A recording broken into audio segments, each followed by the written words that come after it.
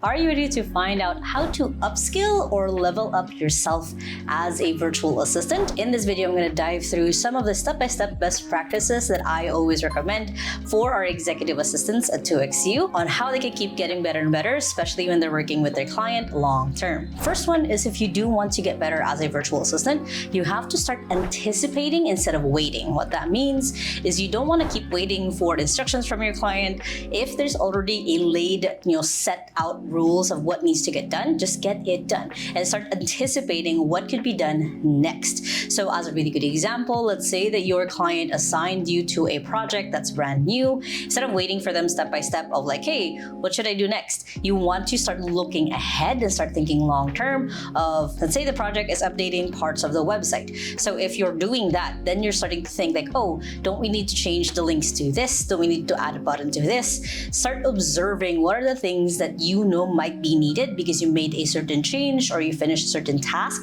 That way you are already anticipating and working with your client on making changes rather than, again, waiting for them to give you further instructions. It's basically learning how to catch and see patterns, depending, of course, on how long you've worked with your client. So you can start anticipating and doing things ahead, being that proactive versus, again, just seeing, waiting around what else needs to get done. You're already starting to think a few steps ahead than your client. This will ensure that you are learning and getting better at what it is that you do, as well as showing your client that you are not just another assistant that they just give tasks to. You're someone who could be outcome-based instead of task-based. So you're basically just reiterating your value as their assistant. Next is you have to learn how to give feedback, not just take it. This is one of the ways that you can really level up, is that not just accepting feedback and working on the feedback that your client gives you, but it's also giving your client feedback on how you guys can work together, how you guys can do projects or boost your work relationship so there's clarity on communication, on what needs to get done. It's getting to the point where, depending on patterns you've seen from your client on how you guys work together and what's not working, it's finding systems and processes that you can fit in. So if there are communication issues, having a shared language. And if there are lapses and things that fall through the cracks, how can you guys close the loop on that one? So it's finding different ways that not just on how you work with your client, but how your client works with you to make that process a little bit easier for the two of you. Also kind of upskills your communication and organization skills to prevent those things happening again in the future. So you're giving them feedback of like, hey, I observed this about us, or I observed this about our working style. Can we try this out? Can we test this so then we can have a smoother relationship so you don't have to worry about things falling through the cracks or things being forgotten, because we can close the loop better. Next to that is then building a wins folder, or basically your receipts. Whenever you get really good feedback from your client, whenever you get really good praises, or when you have bonuses, this is to, one, remind you how good you are and basically how far you've improved so far. But this also becomes kind of a milestone marker for you that the next time if you do have to sadly part ways with your client, or you're growing and getting another client basically within your own scope, then you are able to show them these testimonials, these reviews, this feedback as kind of a stepping point of like, hey, this is what past clients of mine have felt. They found that this is essentially how it is to work with me. So I'm looking forward to generate these kinds of results with you. So it becomes kind of this portfolio or part of your portfolio of how well it is or how it really is to work with you. Next is learning how to ask better questions. And this is something that I say all the time as an AI consultant when it comes to prompting. It's basically all about how to ask better questions so you can get better answers and better results. So what this is curiosity. It's assuming that you don't know everything. It's also keeping in mind that your reference point might be different from the reference point of the person you're talking to. An example that I use all the time is when you say Jeep. In the Philippines, we mean public transportation. But in the US, Jeep could be a big size car or these 4x4 cars that can run everywhere else. So you want to make sure that you are staying curious, that again, you're not assuming that reference A means reference A to them. It might be B, C, D, or even X or 1, 2, 3. So it's making sure that you're creating a space to be curious, to not be afraid to ask questions and gain clarity before you even move forward. So then you're making sure that you guys are on the same page in everything that you do. Next step is to create templates for the things that you do repeat. And not only will this save you time, this will also make sure that there's consistency in your work. And so it's going to make it so much easier for you to train the next person. Or if, let's say, you've been doing some marketing for your client and they're now ready to have that as a full role for someone else, you can train that person faster and with better consistency as well. So it doesn't seem like there was even a pass over in management or leadership. Creating templates or your standard procedures or your checklists will make it just that much easier for you to do your work, to do your job,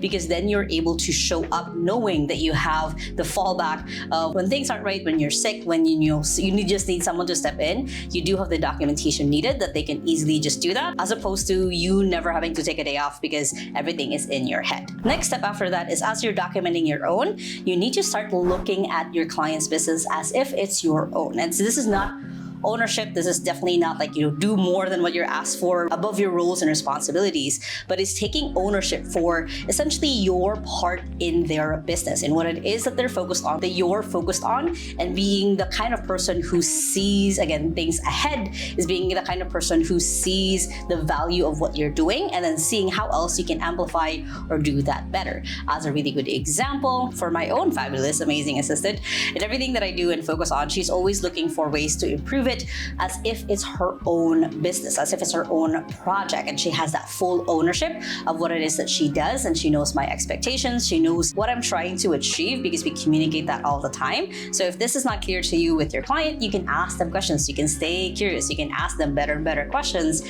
so you understand exactly what it is that your client is trying to do and how you guys can get there. The longer that your client is in business, the longer that you have them as a client. So it is, of course, in your best interest to find out why the business is the way that it is, how it can succeed, and how it can keep going. Next is to start coming up with projects and practicing, like, hey, I think this is what we should do, or like, I want to suggest this.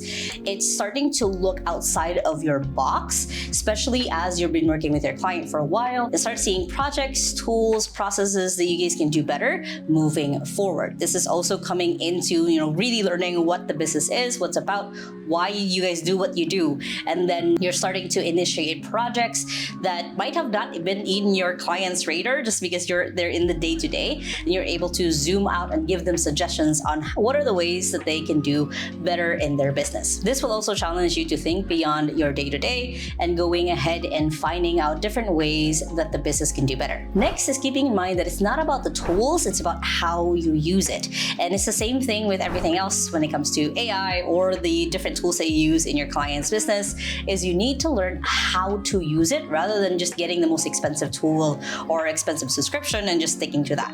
Because in reality, if you have, the highest level of a subscription plan for something, but you only have the skills to use it in the free version, it's kind of a little bit of wasted money. So it's keeping in mind that in any tool, in any skill that you have, it's not about the tool, it's about the how. It's learning how to maximize what you currently have, knowing the resources that you do have, and being able to not always think that you need the best tool. It's learning if you can use it in the best way. As you keep getting better and better at that, you want to start setting your monthly goals or even your own key performance indicators, especially as the assistant, where you have kind of observed, you've gotten to know the business better and better every single time, is you can set like, hey, every month I want to make sure that we do this. I'm setting this as the next goal for myself, as the next project, as the next initiative that I want to do. I want to be better at this skill. So you're setting out, you're going ahead and making sure that you have something that you're always moving towards, especially if it's aligned with where your client's business is. So then you're always kind of moving forward with them instead of having the business move forward a lot and you kind of still stuck on where you're at. So setting your monthly goals, especially if you're able to set this with your client,